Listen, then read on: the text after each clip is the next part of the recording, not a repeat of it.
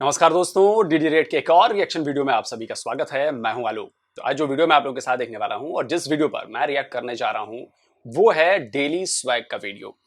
और इसका टाइटल है 107 countries will go bankrupt soon, is India's name on the list. तो एक कोई रिपोर्ट आई है जिसमें कहा गया है कि 107 देश बैंकरप्ट होने वाले हैं बहुत जल्द। उसमें पाकिस्तान भी है, उसमें शायद बांग्लादेश भी है, कुछ है ऐसा। और वो रिपोर्ट मैंने पढ़ी नहीं है, अब इसके बाद पढ़ूंगा शायद। तो क्या उसमें इंडिया का भी नाम है, और अगर इंडिया का नाम है तो कितने % चांसेस है? तो चलिए, इस पर शायद इन्होंने बात की है वहां के लोगों से। तो चलिए देखते हैं क्या बातचीत हुई है। मेरा बेसिकली आज के आपसे बात करने का पर्पस ये है कि IMF ने अब अपनी एक लिस्ट जारी की थी जिसमें उन्होंने 107 कंट्रीज़ की लिस्ट दी। उसमें उस लिस्ट में हमारा पाकिस्तान, श्रीलंका, नेपाल, चाइना और उसके बाद यूनाइटेड स्टेट भी उस लिस्ट में शामिल था, लेकिन इंडिया उस लिस्ट में शामिल नहीं था। क्या इंडिया इतना पावरफुल, इतना स्ट्रॉन्ग कंट्री है कि वो उस पर बैंकरप्ट कभी भी नहीं हो सकती? क्या वजूहत लगती हैं आपको? उसकी बेसिक वजूहत ये है कि इंडिया ने एजुकेशन सेक्टर्स पे और IT पे, IT जो है वो 32% है और हम 8% पे खड़े हैं। सेकेंडली, आप इंडिया से कंपेयर ना करें, वो 1 अरब 22 करोड़ की आबादी है और हम सिर्फ 22 करोड़ के हैं, ठीक है? तो उसी हिसाब से हमारा रेशो भी है। सेकेंडली, इंडिया ने एजुकेशंस में, IT में और इंपोर्ट में और एक्सपोर्ट में, और अरब ममालिक की तमाम खलीज की रियासतों पे जाएं तो वहाँ आपको हर ब्रांड इंडिया का नज़र आएगा, पाकिस्तान का नाम नहीं। तो उन्होंने इस सिलसिले में बड़ी पेशरफ्त की है, बिजनेसमैनों को बहुत सहूलत दी है और टैक्सेस में बहुत सहूलत दी है, और लोगों ने उस बिजनेस अपॉर्चुनिटी को पिछले 30 सालों में अवेल किया है। उनके पास आज पेट्रोल के रेट जो पाकिस्तान और उनमें 60 रुपये लीटर का डिफरेंस है, और इसी तरह जो है तमाम ज़िंदगी आय की जो ज़रूरियात हैं, खुसूसी तौर पर खाना पीने का जो सामान है, उस पर इंडिया ने आज तक रेट नहीं बढ़ाया और वो सब्सिडी दे रहे।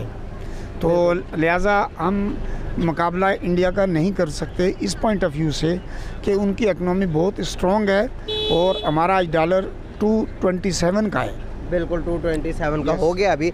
तो सर क्या फैक्टर लगते हैं आपको कि Pakistan day by day economical crisis में जा रहा है, हमारे पॉलिटिकल क्राइसिस चल रहे हैं, ये सब कुछ ठीक कैसे हो सकता है? क्या वजूहत लगती है कि इनको कैसे ठीक कर सकते हैं हम? इनको बहुत आसान है ठीक करना, और इसके लिए इंतहाई ज़रूरी है। किसी मुल्क की भी तरक्की वो अहल और पहल से नहीं होगी, उस मुल्क की तरक्की हमेशा इंडस्ट्री से होगी। हमारी इंडस्ट्री, आपने बिजली के इतने रेट बढ़ा दिए हैं कि वो इंडस्ट्रियाँ बंद होके 12% पे आई हैं 100% से। एग्जैक्टली। और हज़ारों लाखों लोग बेरोज़गार हो गए। और सेकेंडली, बिजली के इतने रेट, पेट्रोल के इतने रेट बढ़ाएं तो तमाम ज़िंदगी के शोबे में तो फ़र्क आएगा। सेकेंडली, दुनिया भर में बिजनेसमैन को एक रिस्पेक्ट दी जाती है, उनको सहूलतें दी जाती हैं। हमारे यहाँ ऐसा नहीं है। हमारे यहाँ इसके बरक्स है कि जो लोग इस मुल्क को चलाते हैं, टैक्स देते हैं, उनकी यहाँ पर कोई वैल्यू नहीं है। बिजनेसमैन, मैं उनको फेवर करूँगा। इस मुल्क की बहुत बड़ी तादाद है और एक रीढ़ की हड्डी है कि वो इस मुल्क को चलाते हैं और अरबों खरबों रुपए के टैक्सेस देते हैं। और मेरा ताल्लुक कराची से है, तो मैं ये कहूँगा कि कराची इस वक्त मंथली 12 अरब रुपए का टैक्स दे रहा है वफाक को, और मैं सूबाई की बात नहीं करूँगा। और इसी तरह बाकी पंजाब और मुल्क के 3 सूबे वो भी टैक्स दे रहे हैं, तमाम बिजनेसमैन, मगर उनको कोई फैसिलिटी नहीं है और उस पर कभी किसी हुकूमत ने कोई तवज्जो नहीं दी। और ख़ुसूसी तौर पे सबसे बड़ा फैक्टर्स इन 3 सालों में ये आया कि हमारे मुल्क के अंदर अनसर्टिनिटी पॉलिटिकल्स के, हमारे जो हुक्मरान हैं उन्होंने इकनॉमी पे और बिज़नेस पे कोई काम नहीं किया। उन्होंने आपस के झगड़ों पे बहुत ज़्यादा तवज्जो दी। और 24 आवर्स अगर एक घर होगा उसमें सब लोग एक दूसरे के साथ लड़ेंगे तो वो बात कहाँ पहुँचेगी, उस घर का क्या हाल होगा। ये पाकिस्तान हमारा घर है, यहाँ हम पिछले 4 साल से देख रहे हैं कि बग़ैर चोर और लड़ाई झगड़े के अलावा और अनसर्टेनिटी के अलावा कोई हालात नहीं हुए। अब बरक्स इसके अब देख लें कि हर रोज़ कोई एक हुकूमत बन रही है, एक चेंज हो रही है। तो इस तरह नहीं चलता। दुनिया भर में 2 पार्टियाँ होती हैं। एक नहीं सर, 2 पार्टियां नहीं होती हैं। और ये पिछले 4 साल से ही आपके यहाँ अंदरूनी लड़ाई नहीं चल रही है सर। आपको याद होगा जब से आपका मुल्क बना है 75 साल हो गए हैं, आपस में आप लोगों का लड़ना ही बंद नहीं हुआ है। अगर ऐसा नहीं होता तो एक मुझे पीएम बता दीजिए जिसने 5 साल का अपना टेन्योर पूरा किया हो। 75 साल हो गए आपके मुल्क को बने हुए, लेकिन आपका एक पीएम 5 साल पूरा नहीं कर पाया अपना टेन्योर, और आप कह रहे हैं कि 4-5 साल से ये चोर चोर और लड़ाई चल रही है। जनाब, पिछले 75 साल से आप लोग आपस में लड़ रहे हो, और इसका सारा ठीकरा आप लोग फोड़ते हो कि जी बाहरी ताकतें हैं, कभी अमेरिका तो कभी इंडिया तो कभी इजराइल, कभी ये तो कभी वो, कभी फलाना कभी ढिमकाना, मतलब टोपी ट्रांसफर बेसिकली। तो अपने मुल्क की तबाही, अपनी इकोनॉमी की तबाही, अपने एजुकेशन सेक्टर की तबाही, अपने मैन्युफैक्चरिंग की तबाही, अपने हर सेक्टर की तबाही, इसकी जिम्मेदारी आप लोगों की है। अगर आपको पता है कि मुल्क में ऐसी हालत है, नेता आपस में लड़ रहे हैं, तो आप लोग इनको निकाल बाहर क्यों नहीं करते?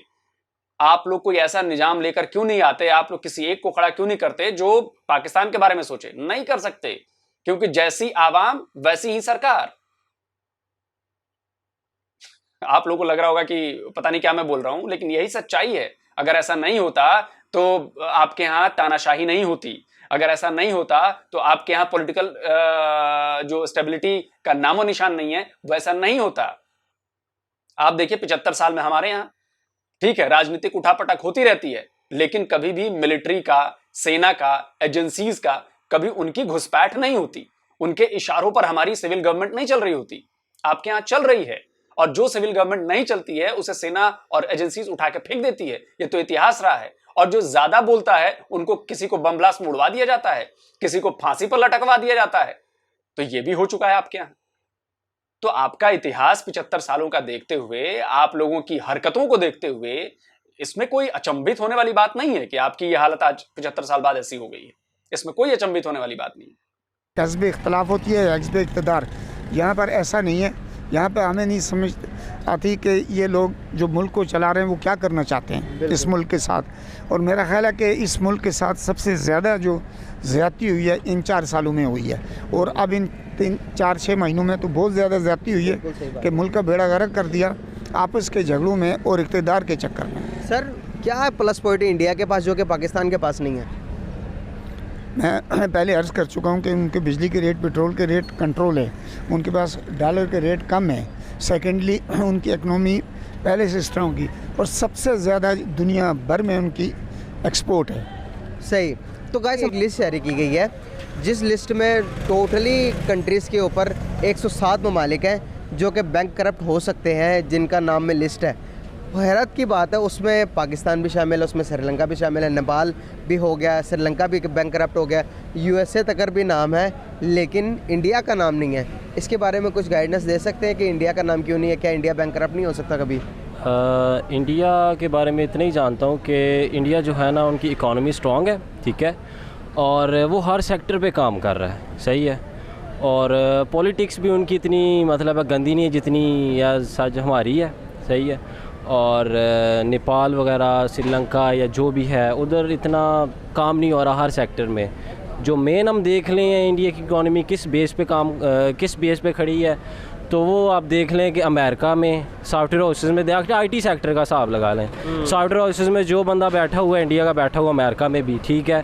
उसके बाद इसराइल जो है हब है, ठीक है। हम जितना बुरा कहें लेकिन हब है, हम रियलिटी है, ठीक है। तो उधर भी इंडिया का सारा बैठा हुआ कंट्रोल कर रहा है, ठीक है। गूगल में सीईओ इंडिया का है, ठीक है। IBM हो गया, माइक्रोसॉफ्ट हो गया, ठीक है।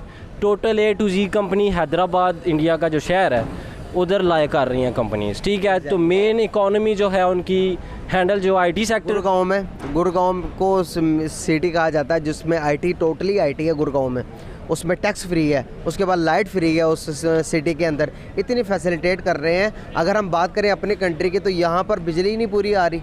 यहाँ पे देखें पुरानी हुकूमत है, ठीक है, जैसी भी थी मैं इतना नहीं जानता, बट ये जानता हूँ कि जब इमरान खान आया उसने IT सेक्टर पे इतना काम किया और नई ट्रेंडिंग टेक्नोलॉजी 3.0 उसने मुतारफ़ कराई, ठीक है, और उस पर काम किया। ये जब आए हैं तो उनका मतलब एग्रीमेंट इमरान खान की गवर्नमेंट में हुआ था, ठीक है, टेक्नोलॉजी का। जब ये आए हैं इनसे पूछा गया कि व्हाट इज़ 3.0, ठीक है, और NFTs क्या है, ठीक है, और इनके ये कहते हैं हमें पता ही नहीं है। तो आप मुझे बताएं कि 75% 2 साल में इमरान खान के लास्ट 2 ईयर्स में 75% जो है इकॉनमी वो हमारी आईटी सेक्टर से चली है, ठीक है। इतनी रेवेन्यू उन्होंने जनरेट करके दी है, ठीक है। बट अब देख लें आप क्या हिसाब है, इन्हें पता ही नहीं है। सही बात है। अगर ऐसे ही दोस्त, अपनी जानकारी को दुरुस्त कीजिए और अपने देश के बारे में ज्यादा अच्छी जानकारी इकट्ठा कीजिए। आप कह रहे हो कि इतनी इकोनॉमी बूस्ट किया, इतना वो हुआ। आपको पता है कि आईटी सेक्टर से 70% प्लस ऊपर गया आईटी सेक्टर आपका, और उससे रेवेन्यू कितना आया? $2 अरब, $2 बिलियन ओनली सर। खैर 2 बिलियन आपके लिए बहुत ज्यादा है, हमारे लिए खैर कुछ अलग सोच गया मैं। तो सर सिर्फ $2 बिलियन आए हैं आपके 300-325 बिलियन जो भी है डॉलर की इकोनॉमी है, उसमें सिर्फ $2 बिलियन आए हैं आपकी आईटी से, और आपको पता ही नहीं। आप उसको इतनी इस तरह से प्रोजेक्ट कर रहे हो कि जैसे पता नहीं क्या बूम ला दिया इमरान खान ने। भैया कुछ लेकर नहीं आया आईटी में, $2 अरब बस, इससे ज्यादा नहीं आया। इंडिया का जो आईटी एक्सपोर्ट है ना, वो $250 बिलियन के पार है। $250 बिलियन, $2 बिलियन इधर, $250 बिलियन। आप समझ रहे हो फर्क? एक जमीन है और एक आसमान है। सही जानकारी रखो यार। चलता रहा तो आप पाकिस्तान का फ्यूचर क्या देख रहे हैं? पाकिस्तान का फ्यूचर जैसे अभी सियासी सूरत हाल है तो बुरा ही लग रहा है, और हम जो अवाम है वो कुछ नहीं कर सकती, ठीक है। हमें मौका मिले तो हम करेंगे, और मौका हमें वोट से ही मिलेगा, ठीक है। और वोट को हमारी का कोई सुनता ही नहीं है, ठीक है। अभी लास्ट 2 डेज़ में जो कुछ हुआ है, ठीक है, तो कोई कानून नाम की कोई चीज़ ही नहीं है, ठीक है। ऐसा जब अफ़गानिस्तान देख लें, डॉलर देख लें 89 रुपीज़ का हो गया, और इधर देख लें 27 का, ठीक है।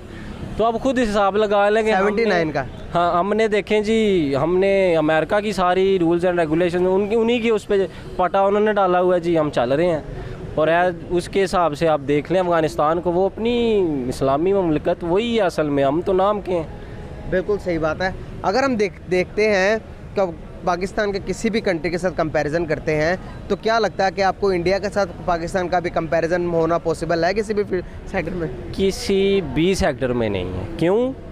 क्योंकि उनकी एक, हमारी भी सोच है, बट उनके बड़े बड़े कर्नेल्स की जो है ना सोच है, उनका जवान इतना वो स्ट्रॉन्ग नहीं है, बट उन्हें इतना फैसिलिटेट करते हैं, अपॉर्चुनिटीज़ इतनी देते हैं कि वो काम करते हैं, ठीक है। उसी वजह से वो तरक्की याफ्ता मुल्क है। और हम ये कहते हैं ना बाइकॉट करें, इंडिया का बाइकॉट करें, हमारा दिल कहता है बाइकॉट करें, लेकिन कोई मुल्क इंडिया का बाइकॉट नहीं कर सकता। क्यों? क्योंकि हर चीज़ उधर से हैंडल हो रही है। Exactly. अमेरिका भी अगर अच्छा, रोक रहा हूँ। जब भी कोई पाकिस्तानी ये कहता है ना कि उनकी फौज बड़ी कमज़ोर है, उनके जवान बड़े कमज़ोर हैं, तो मुझे एक ही बात याद आती है। वो कर्नल साहब जो पाकिस्तानी सेना के थे, जिन्होंने ब्लंडर इन करगिल कुछ इस टाइप करके एक किताब लिखी थी करगिल वॉर के बाद, और उन्होंने एक टीवी इंटरव्यू में एक बात बोली थी। वही बात इन जैसे सभी लोग जो कहते हैं कि भारतीय फौज कमजोर है, उनके लिए जवाब है। एक बार फिर से पेश है। कर्नल अशफाक नाम था या कुछ ऐसा ही नाम था, सुनिए जरा। मुशर्रफ साहब बार बार कहते हैं कि ये फौजी कामयाबी थी जिसे सफारती और सियासी मुहाज पर नाकामी में बदल दिया गया। ये कामयाबी उस वक्त तक थी जब तक आपका दुश्मन की फौज से सामना नहीं हुआ था। ये कामयाबी उस वक्त तक थी जब तक आपका दुश्मन की फौज से सामना नहीं हुआ था। सुना आपने? अगर आप लोगों को रियलिटी अभी भी पता नहीं चल रही है, अगर पाकिस्तानी सेना का रिटायर्ड ऑफिसर ये बात कह रहा है, तो भाई थोड़े अपनी सेना वालों की बात मान लो, जिसके लिए आप लोग पता नहीं क्या क्या करते हो, उसी की बात मान लो यार। खैर, मैं करता हूँ बाइकॉट करता हूँ, तो अमेरिका की कंपनीज, गूगल, इधर उधर हर चीज़ फ्लॉप। तो आप बताइए कैसे अमेरिका चलेगा? अमेरिका की रिसर्च बताती है कि अमेरिका की जितनी भी बड़ी बड़ी कंपनीज हैं, उन सब के CEO इंडियंस हैं। सही। बड़ी से गूगल, आप गूगल से हिसाब लगा ले, गूगल के बाद तो कुछ रह ही नहीं ना जाता, इतनी स्ट्रॉन्ग है। उसके बाद एप्पल के अंदर है, उसके बाद ट्विटर, उसके बाद ये यूट्यूब, हर जगह पर तो इंडियन छाए हुए हैं भाई। कहाँ जाएं हम? क्या फ्यूचर नज़र आ रहा? पाकिस्तान में क्या कमी चीज़ है, कौन सी ऐसी चीज़ें कम है कि जिस सेक्टर को अपग्रेड करने की ज़रूरत है? क्या लगता है एजुकेशन सिस्टम पे 100% काम हो रहा? एजुकेशन सिस्टम इक्वालिटी नहीं है, ठीक है। आर्मी पर्सन और पढ़ रहा है, ठीक है ना। जो सिंध वाली साइड में बैकवर्ड एरिया या पंजाब के कुछ बैकवर्ड एरिया, रहीम यार खान वाली साइड, वो कुछ और पढ़ रहे हैं, पंजाबी स्पीकिंग है, ठीक है ना। पंजाबी स्पीकिंग कोई और पढ़ रहा है, और जो बड़े बड़े लैंडलॉर्ड हैं, ठीक है ना, बर्गर, वो कुछ और पढ़ रहे हैं। तो फिर आप मुझे बताएं कि एक कैसे हो सकता है? बिल्कुल ठीक है, इक्वालिटी नहीं है ना एजुकेशन में। और एजुकेशन अगर देखा जाए तो कोई काम नहीं हो रहा। लास्ट टाइम जो हमारे ये जो हुए MBBS के एग्ज़ाम्स हुए, MD कैट्स हुए हैं, उसमें देख लें आपके इन्होंने कैसे मार्क्स दिए हैं, बच्चे बहुत डिसहर्ट हुए हैं, ठीक है ना। और ये जो कोरोना की वजह से इन्होंने बच्चे पास किए हैं, ठीक है। अब वो हिसाब लगा लें, वो बच्चे पढ़ने वाले हैं बेचारे, ठीक है। अब वो तो कहते हैं हम पास हो गए, बट उनकी फ्यूचर तो फिर लग गया। बिल्कुल सही बात है। बहुत शुक्रिया यार, बहुत अच्छा लगा आपसे बात करके। Thank you so much. Nice to talk with you. बहुत ज़बरदस्त, थैंक यू। तो दोस्तों वीडियो खत्म हो गया है, और वो जो एक सवाल पूछा ना उन्होंने कि क्या अपग्रेड करने की जरूरत है, क्या कमी है, तो मैं इसके जवाब में यही कहूंगा कि आप जो है ना, कमी जो सबसे बड़ी आप में है वो है आप में दिमाग की, और अपग्रेड करने की जरूरत आपको अपने दिमाग की है। क्योंकि आपके दिमाग में जो चीज है ना वो 1400 साल पुरानी है।